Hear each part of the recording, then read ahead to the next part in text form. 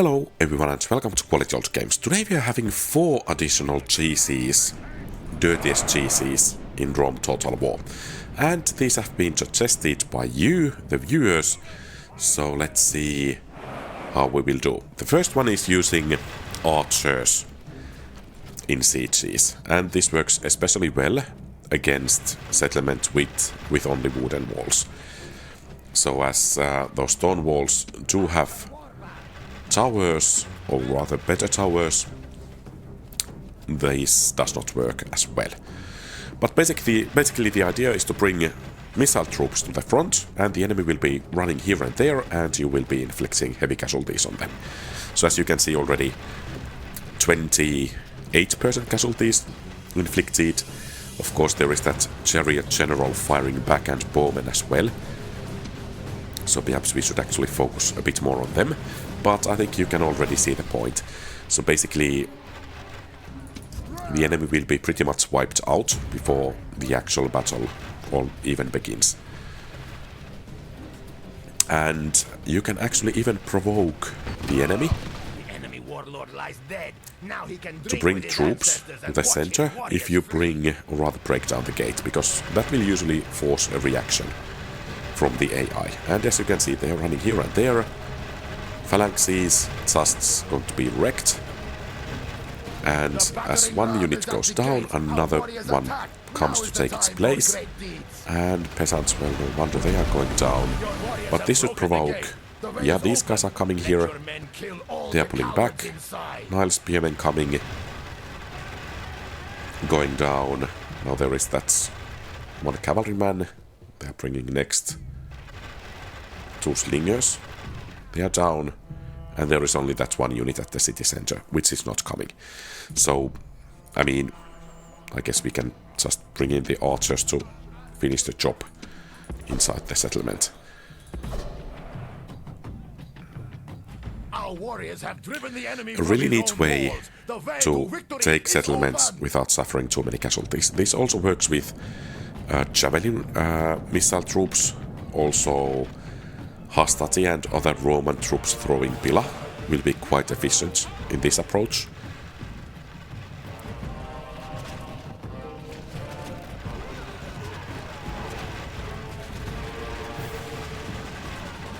Okay, well, I should have brought a bit more of infantry to fight over here. But yeah, a clear victory. Okay, and the second cheese is to try to take the enemy settlement without beating the actual enemy army. So the first step is actually to lure all of the enemies out, and after that has been done, to rout one of the enemy units and then follow it in and capture all of the gateways so that the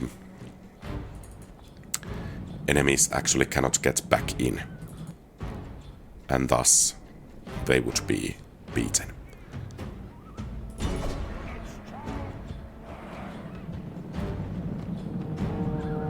So these skirmishers will be our target to break.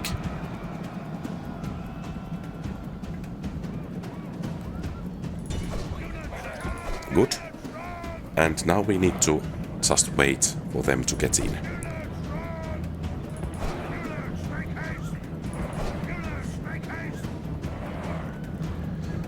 And this works especially well against settlements with only wooden walls. So once again, poor barbarians.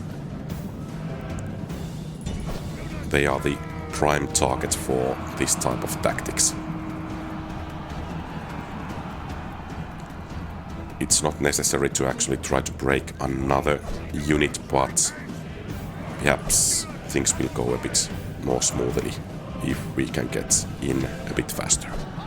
So now we just need to get the gate open. You go to engage that one, and you get in. So we need to capture the gate. And you head in that way. It's imperative to capture that gateway as soon as possible.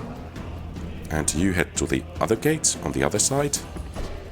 And you head to the gate over there. And perhaps we need you to reinforce a bit. But this is crucial. If we manage to take this gate, I think we have done it.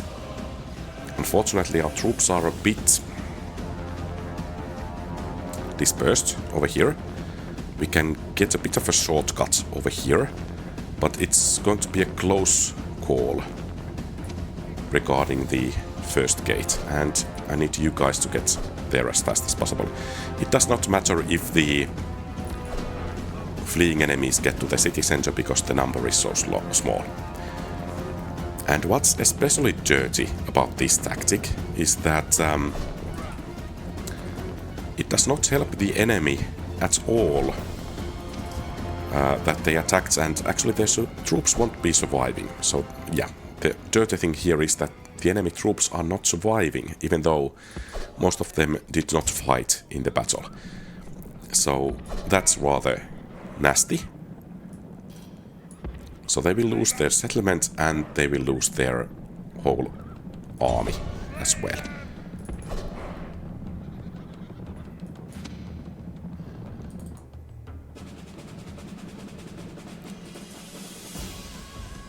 So basically that gateway is ours. Their only chance is this one over here, but their time window is closing fast,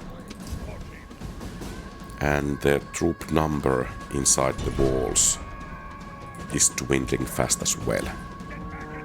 So basically that's it. They cannot get in, we will get the settlement, and their army will perish. Especially useful if you have only a fraction of the forces that the enemy does have. So you can, with some luck, annihilate the whole enemy army. Things that make this type of tactics more difficult is that if the enemy has a lot of cavalry, because cavalry can get to the gates in some cases faster than you can. If the enemy has missile units, because those can inflict casualties on you in any case, most likely. And furthermore, if the settlement has stone walls, so you will take casualties from those arrow towers and from those gateways from the boiling oil. But yeah, close victory, but I think the enemy army will be annihilated. And that's it. By the way, a glimpse from my Germania campaign a while past. Okay, so the next cheese you have proposed is that we use the garrisoned forces to switch the enemy formation in such a way that they will come into the range of towers. And here they are running, but I guess they are kind of outside of... well, not completely outside of tower range. So they are taking some casualties over there. And as you can see, yeah, now it's happening. So they are forming up too close to the walls and reacting to the troop movements as the AI is fond of doing. And basically that means that the arrow towers are inflicting heavy casualties. So in addition to defensive battle, you can use arrow towers for offensive as well. So the AI often reacts quite strongly, and this, by the way, is surprisingly strongly. By the way, usually it does not work this well, and actually this is take 2 of the same cheese. In the first one, the enemy did have onagers with them, and I think that actually caused them to keep long enough distance to actually show those arrow towers were of no use. But basically, we just wait over here for the arrow towers to do their job, and if the remaining enemies are out of tower range, then we just move the troops a bit more and cause the enemy formation to turn once again. So basically 12% casualties. The going is a bit slow to my taste. So let's see if we could improve things a bit by moving the troops over here. So they are starting to react. Okay, that way. Let's move the troops over here. So that was not an improvement by any measure.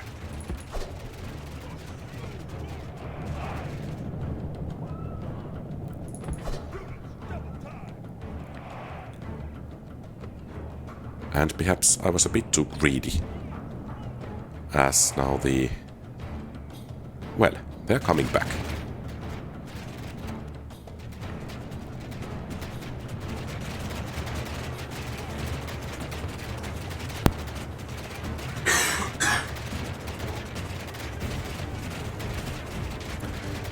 Sorry about that cough if it went through to the video. Yeah, so I think this is actually a bit better. They are taking casualties a bit higher rate every time the enemy unit turns its flank or rear to the towers. They take heavier casualties. And once again, it's only one tower, so let's see if we could encourage the enemy to adjust a bit more.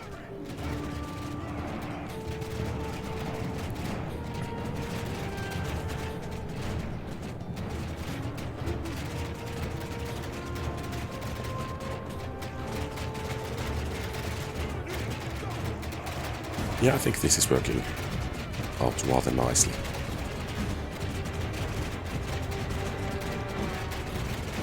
And I think once again that these large stone walls are the best wall type for this type of cheese. Of course, the ballista towers might have a bit longer range, but and of course they can bypass shields, but I think the fire rate of these towers is so much bigger that this is actually more efficient than the utilizing ballista towers for this. And already 30% casualties inflicted. I don't know if we bring archers to the walls, will it kind of disrupt the enemies? And this actually take is from my, or battle is from my Auxilia units only challenge campaign as Julii, which was, well, mostly cavalry Auxilia only challenge campaign, because that's the only Auxilia unit you can get before Marian reforms, and it was surprisingly good.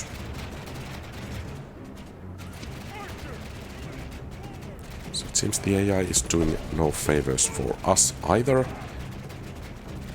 It seems to be rather complicated to get to the wall.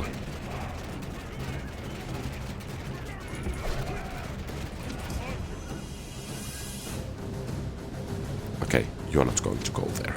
Come back.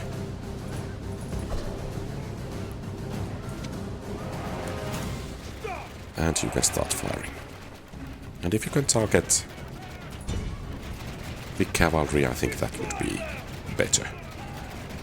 I mean, these upgrades are no joke either.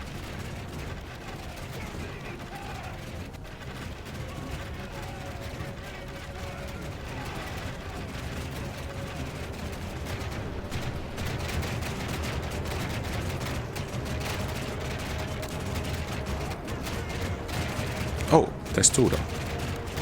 Clever.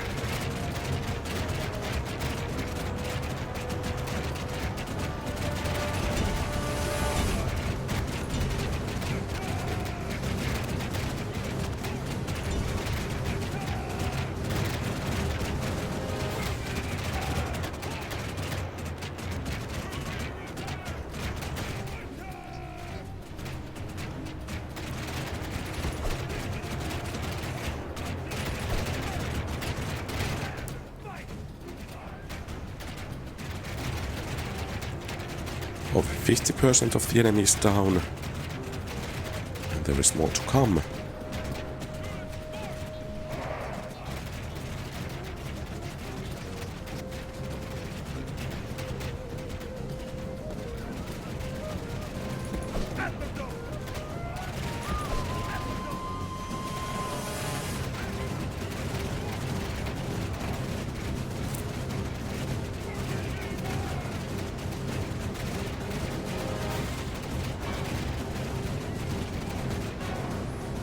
Okay, if we move the rest of the troops a bit over here, will that cause the enemy once again to position itself more favorably for us?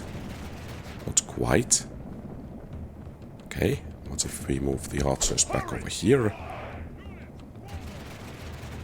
So this clearly takes a bit of getting used to be able to master this. And I'm not implying that I'm already mastering this, but I mean, yeah, can be rather nice in a tight spot. And if we bring these troops a bit further back here, and I'm interested to see that if this ends as draw, could we actually charge another time? Hey, don't go over there.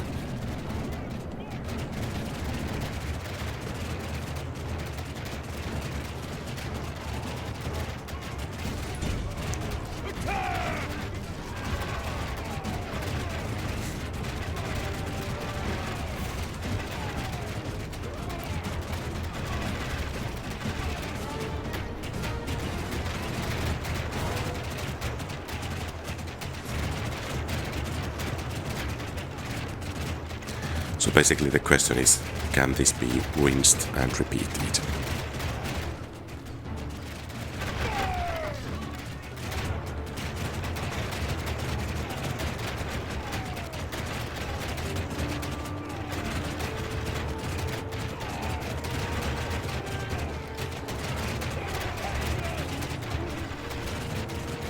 So 3 minutes left. I think it's going to be a draw.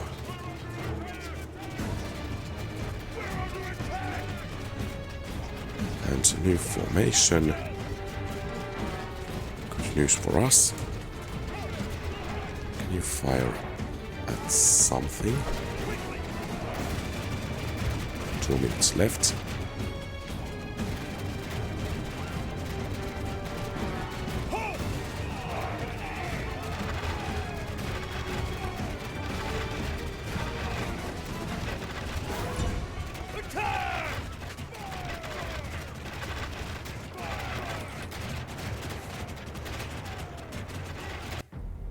And draw.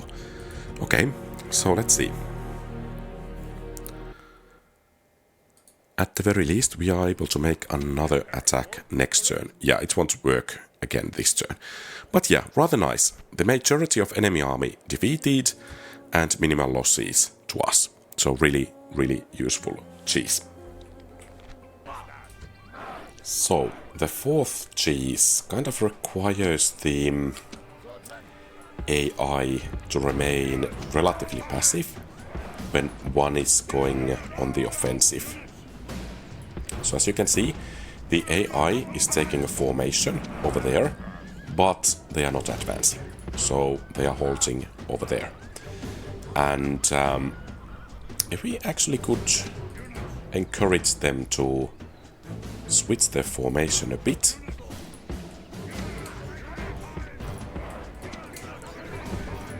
like that, then we should be able to get the ballista into position.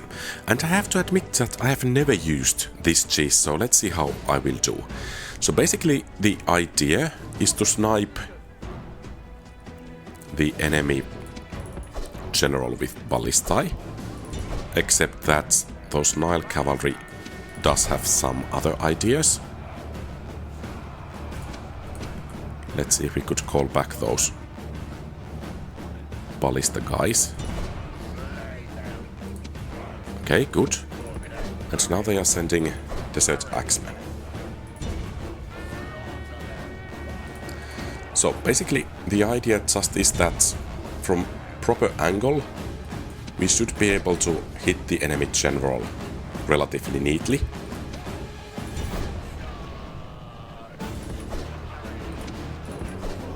So perhaps the angle is not quite right. But then again, I don't dare to leave these guys again unguarded. But if we move the majority of the forces over here, will that cause the enemy to switch formation? So basically, the idea is that the AI is relatively passive in this type of battles. As you can see, they are sending the units trickling over here. So basically, even if that ballista charge does not work out as intended, I think the one suggesting the comment most definitely can get it work most of the time. But at the same time, I think the cheese will still remain in here. So basically, as the AI is trickling troops this way, they can be dealt with. Warlord is dead. That's pretty How much well how will I his warriors fight use without my a general's generals. guiding hand? Well, that was not quite the point, but yeah, we are inflicting casualties on the general. And as you can see, once again, one of the units is coming this way, not coming anymore, and the bodyguard is still taking damage. I think this would work better against horse bodyguard. The issue was that I had quite a bit difficulties to setting this battle up. So basically in custom battles the AI is not that passive. They are rather aggressive, even if they are ordered to be the defenders. But I think the main takeaway here is actually that the AI is coming to the battle a bit by bit.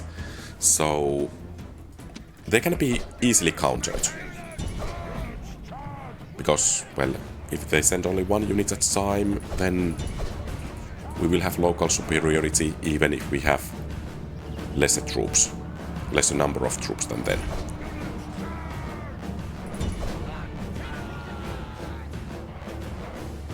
But yeah, I guess we got the point that the enemies come by trickling, and you could use ballistas to snipe the enemy general. We did inflict quite a few casualties. I think the optimal stance would be, say, if this was the bodyguard unit that we would be firing, and this is the general, we should be firing from that direction. That would be the optimal angle, based on the comment. Even though I was unable to get it to work, I think the cheese here is that when you are on the offensive and are patient enough, the AI will start to trickle towards you, and that can be the deciding factor in the battle. So, additional 4 cheeses by audience requests, and feel free to share some of your favorite cheeses not already shared in the comments. Of course, you can share that again, not shown in the videos, for example. And thank you very much for watching. If you like the content, please leave a thumbs up and subscribe to the channel. If you want to support the channel, consider becoming a channel member. And very special thanks to existing channel members: Napoleon Complex, Kosakku Sarmark, Anthony, Blue Eye Wolf. Your support is greatly treasured. Have a great rest of the day. QualityOldGames out.